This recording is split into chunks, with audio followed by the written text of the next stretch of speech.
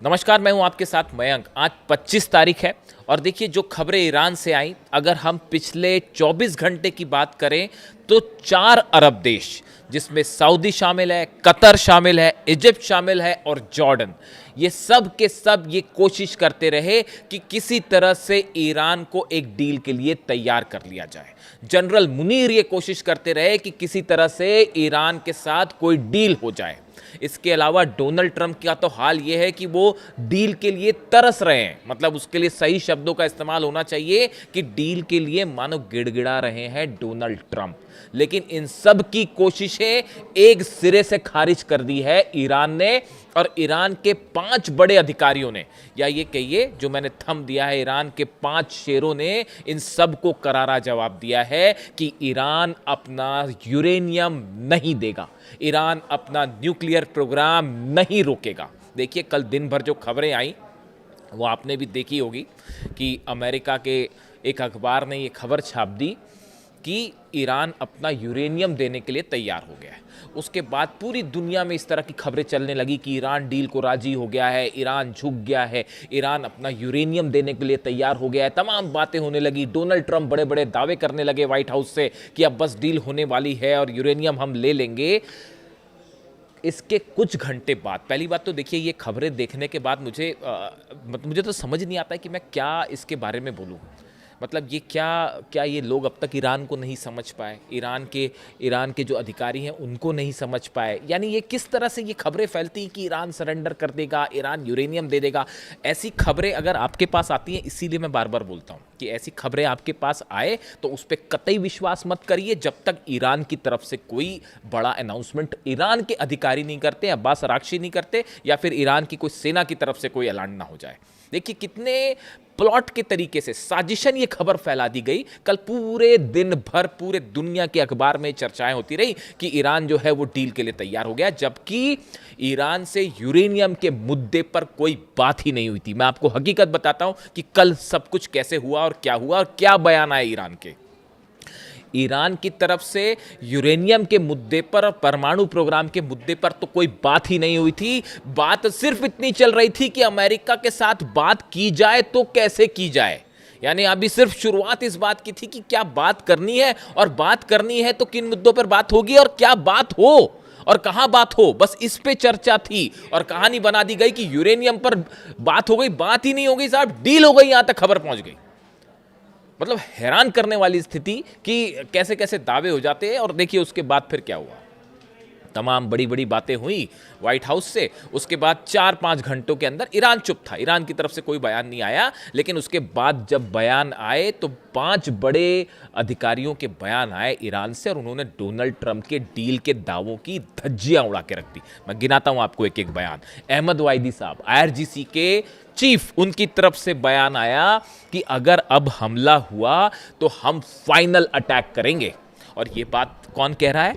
IRGC के chief कह रहे हैं, अहमद वाहिदी साहब कह रहे हैं। वो शख्स कह रहा है जिसने अमेरिका को घुटने पर ला दिया है। अहमद वाहिदी वो शख्स है जिनकी वजह से जो है ईरान किसी तरह से 1 इंच झुकने को राजी नहीं है, और अमेरिका उन पर कोई दबाव नहीं डाल सकता। ये बात अब तक अमेरिका को समझ जानी चाहिए। उन्होंने कह दिया कि अगर हमारे को डराने धमकाने की कोशिश हुई या हम पर किसी तरह का हमला हुआ तो अब फाइनल अटैक करेगा, तैयार शुरू तुम करोगे, खत्म हम करेंगे। ये शब्द थे कल अहमद वाहिदी साहब के। और बेहद गुस्से में था ईरान। ये सब जो तमाम तमाशे चल रहे थे कि डील हो गई और इस तरह की जो झूठी खबरें फैलाई गई, पब्लिसिटी स्टंट किया गया, उसका जवाब अहमद वाहिदी साहब का पहला रिएक्शन। दूसरा, मोहसिन रजाई, ईरान के सुप्रीम लीडर मुस्तफा खामेनेई साहब के सैन्य सलाहकार हैं मोहसिन रजाई। उन्होंने दावा किया कि स्ट्रेट ऑफ हॉर्मूज का प्रबंधन यानी मैनेजमेंट और कंट्रोल पूरी तरह से ईरान के हाथ में रहेगा। ये ईरान का कानूनी अधिकार है और हम किसी भी हालत में स्ट्रेट ऑफ हॉर्मूज से अपना अधिकार नहीं छोड़ेंगे। कल खबरें क्या चल रही थी कि अब हॉर्मूज खुलने वाला है, ईरान जो है हॉर्मूज खोलने के लिए तैयार हो गया, ईरान जो है पीछे हट जाएगा। उसका जवाब दिया मोहसिन रजाई साहब ने। उन्होंने ये कहा हॉर्मूज ईरान का है और ईरान की सेना के परमिशन से ही यहां जहाज निकलेंगे। वो कह रहे हैं हम किसी जहाज को नहीं रोकेंगे, हम सब जहाज को निकलने देंगे, लेकिन ये अमेरिका के जो जहाज खड़े हैं इसको लेके तामझाम लेकर यहां से हटिए आप पहले।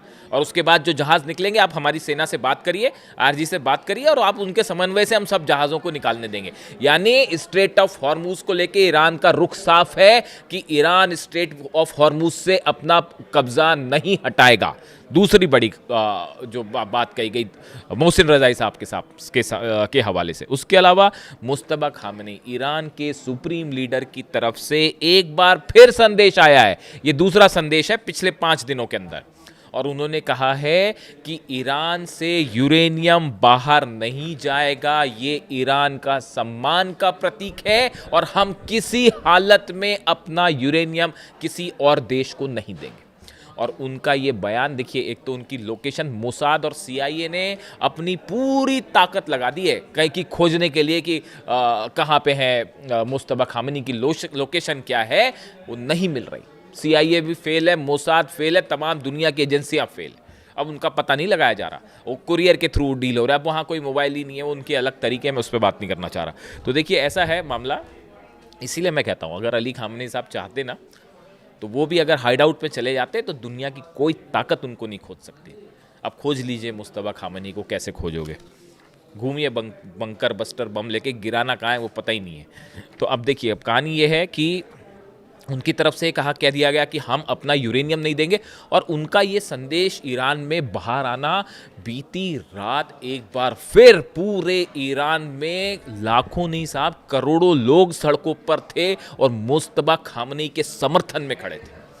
उन्होंने कहा हम अपने सुप्रीम लीडर के साथ खड़े हुए हैं और ईरान का यूरेनियम हमारा सम्मान का प्रतीक है, हम इसको किसी को नहीं देंगे। और एक बार फिर जो है वो लाखों करोड़ों लोग उनके समर्थन में खड़े हो गए। वह ऐसा लगता है कि पूरा ईरान जो है वो एक साथ कह रहा है, 9 करोड़ ईरान के लोग कह रहे हैं हम अपना यूरेनियम नहीं देंगे, जो करना है कर लीजिए। मुस्तबा खामनी साहब का बयान मैंने आपको बताया। इसके अलावा अब्बास अराक्ची साहब का, विदेश मंत्री का फिर से बयान सामने आया। ये जो कल के जो तमाशे हुए कि अब सरेंडर कर दिया ईरान ने और अपना यूरेनियम ने, इस तरह की जो खबरें फैलाई गई, मेरे पास कई लोगों के फ़ोन आए कि मयंक भाई ये क्या सिचुएशन है, क्या ईरान ने ऐसी डील की? मैंने कहा भैया आप सोच कैसे सकते हो कि ईरान अपना यूरेनियम दे देगा? ये कल्पना करना भी परम मूर्खता है। मैं सही बता रहा हूँ आपको। मेरे मन में तो यही विचार आता है, अगर कोई ये सोचता है कि ईरान अपना यूरेनियम दे देगा, सरेंडर कर देगा, तो मुझे लगता है कि वो आदमी को या तो ईरान की क्या इतिहास और भूगोल कुछ नहीं पता। अरे यूरेनियम देना होता अगर, तो फिर अली खामेनी साहब की शहादत की क्या ज़रूरत थी? पहले ही दे दिया होता। पिछले 30 साल से जिसने ईरान का इतिहास पढ़ा, जिसने अली खामेनी साहब ने किस तरह से रूल किया ईरान को, अगर ये समझ गए, सीख गए, तो डराना धमकाना भूल जाते और ये कोशिश भी नहीं होती कि ईरान पर दबाव डाल के किसी तरह से जो है वो डील करवाई जाए। ये कोशिश भी नहीं करते। आयरन मैन थे वो ईरान के, आयरन मैन, और कोई उनको 7 राष्ट्रपति नहीं झुका पाए। तो अब क्या आप उनकी ईरान को अब क्या झुकाओगे? खैर ये मेरी व्यक्तिगत राय है। इसके अलावा आप देखिए, एक और अब्बास अराक्ची साहब ने ये बात कही। अब्बास अराक्ची साहब ने कहा देखिए हमारा पहला काम है ईरान का इंटरेस्ट, राष्ट्रहित ईरान का क्या है हम उसी पे फैसला लेंगे। हमारे पर आप लाख दबाव डालिए, कुछ भी करिए, हम अपने नेशनल इंटरेस्ट से दाएं बाएं नहीं होंगे और हम अमेरिका के वादों पर भरोसा भी नहीं करते। उन्होंने ये भी कह दिया, उन्होंने ये भी साफ कर दिया। उन्होंने कहा भाई हॉर्मुज तो पहले से खुला था, ईरान ने तो हॉर्मुज देखिए बंद करने के बाद फिर खोल दिया था। ईरान ने अपनी सेना वहां पर लाकर किसने खड़ी की? ईरान ने तो खोल दिया था, बंद तुमने करवाने की कोशिश की, उसके बाद अब वो बंद है साहब, अब खुलवा लो। तो अब्बास अराक्ची का कहना ऐसा है कि हॉर्मुज में जो हालात हैं, जिसके लिए बड़ी बड़ी डील की बातें हो रही कि खोल दीजिए, ये बंद अमेरिका की वजह से है, ईरान की वजह से बंद नहीं है। ये कहना है ईरान के विदेश मंत्री अब्बास अराक्ची साहब का। और ये उनका साफ बयान आया कि किसी भी तरह के दबाव में, किसी भी तरह के प्रेशर में हम कोई डील नहीं करेंगे, किसी तरह का समझौता नहीं होगा और हमारे आत्मसम्मान से कोई समझौता नहीं होगा। ये भी उन्होंने जोड़ दिया साथ में। ईरान के राष्ट्रपति की तरफ से भी यही बयान आया है और संसद के अध्यक्ष गालिबाफ साहब की तरफ से भी यही बयान आया है कि हम अपने सम्मान से कोई समझौता नहीं करेंगे। इसके अलावा देखिए एक और बड़ी घटना थी कल की, अहम घटना थी। वो क्यों थी मैं बताता हूँ आपको। एक ड्रोन, हालांकि देखिए हॉर्मुज में लगातार पूरे ईरान में अलग अलग ड्रोन्स जो हैं, खुफिया ड्रोन इधर उधर देखे जा रहे हैं और ईरान उनको मार के गिरा भी देता है। अब कल जब ये सब बातचीत का दौर चल रहा, इसी बीच में हॉर्मुज के पास एक ड्रोन को मार गिराया गया। ड्रोन कौन सा था साहब? ऑर्बिटर ड्रोन था, जासूसी ड्रोन, इजराइल का था। लेकिन गौर करने वाली बात क्या है, ये ड्रोन इजराइल ने नहीं भेजा था, ड्रोन इजराइल का था, लेकिन इजराइल ने नहीं भेजा था। तो फिर किसने भेजा था? तो ये यूएई ऑपरेट कर रहा था। इस तरह की बातें ईरान के सोर्सेस से बाहर आई हैं कि इजराइल का ड्रोन था, लेकिन जासूसी की कोशिश चल रही थी यूएई की तरफ से। यूएई इसको जासूसी ये ड्रोन भेजा गया था, वो वहाँ पे आया हॉर्मुज में, और ईरान की नेवी ने उसको जो है मार गिराया और वो तबाह हो गया। जबकि ड्रोन की खास बात ये थी कि वो रडार से पकड़ में नहीं आता, वो बेहद आधुनिक ड्रोन है और उसको जो है ट्रेस करना मुश्किल है। वो ईरान ने अपना डिफेंस फायर की मिसाइल और उसको मार गिराया।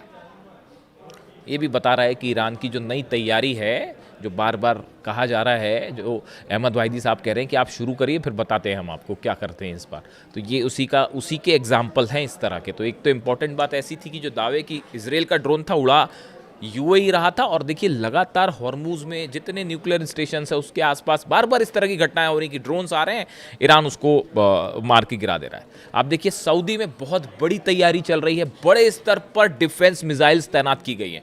यूएई में लगातार डिफेंस सिस्टम तैनात किए जा रहे हैं, सऊदी में तैनात किए जा रहे हैं, क्योंकि बड़ा ये सब देश मान के चल रहे हैं ईरान झुकेगा नहीं। और ऐसी स्थिति में जंग फिर होगी, और अगर जंग फिर से होती है तो एक बार फिर पूरा अरब जो है वो निशाने पे होगा ईरान के। तो ऐसे में फिर अब वो डिफेंस को मजबूत करना है, तो वो लगातार डिफेंस मिसाइल्स लगाने का काम चल रहा है। अब देखिए जहाँ तक इस डील की बात है, एक तो इस डील में देखिए दो चीज़ें हैं। पहली बात तो ये है कि जितने अरब देश हैं, आप सऊदी ले लीजिए, कतर ले लीजिए, जॉर्डन, इजिप्ट, ये सब कोशिश करते रहे कि किसी तरह से ईरान मान जाए। जनरल मुनीर कोशिश करते रहे, अमेरिका की तरफ से कोशिश होती रही, अरब देश कोशिश करते रहे। अब ईरान आप पर भरोसा क्यों करे? सवाल ये है। पहली बात ये बताइए, क्या आप इस बात को नहीं जानते कि अली खामेनी साहब पर जो हमला किया गया, उस हमले के लिए जिन बेसिस का इस्तेमाल हुआ, क्या जॉर्डन ने अपना बेस नहीं दिया हमला करने के लिए ईरान पे?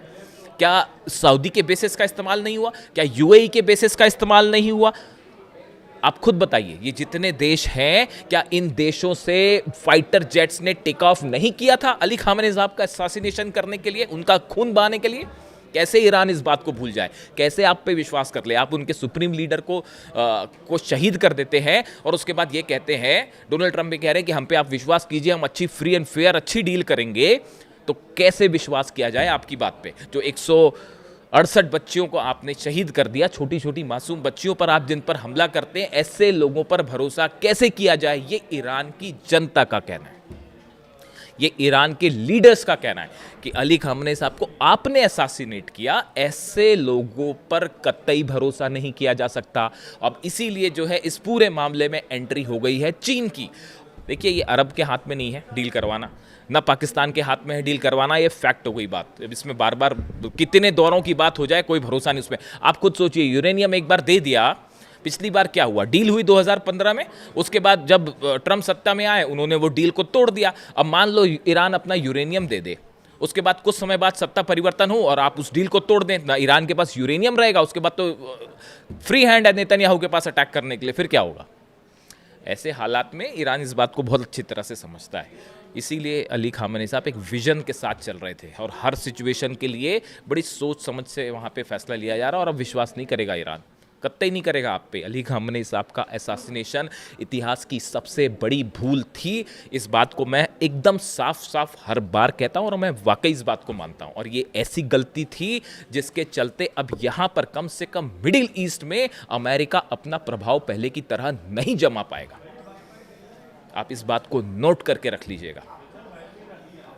कभी ईरान भरोसा नहीं करेगा, किसी डील पे नहीं, बल्कि किसी चीज पर भरोसा नहीं होगा। अली खामेनी साहब का असैसिनेशन वो मोमेंट था जिसने अमेरिका और इजराइल को पहले दिन इस जंग को हरा दिया था।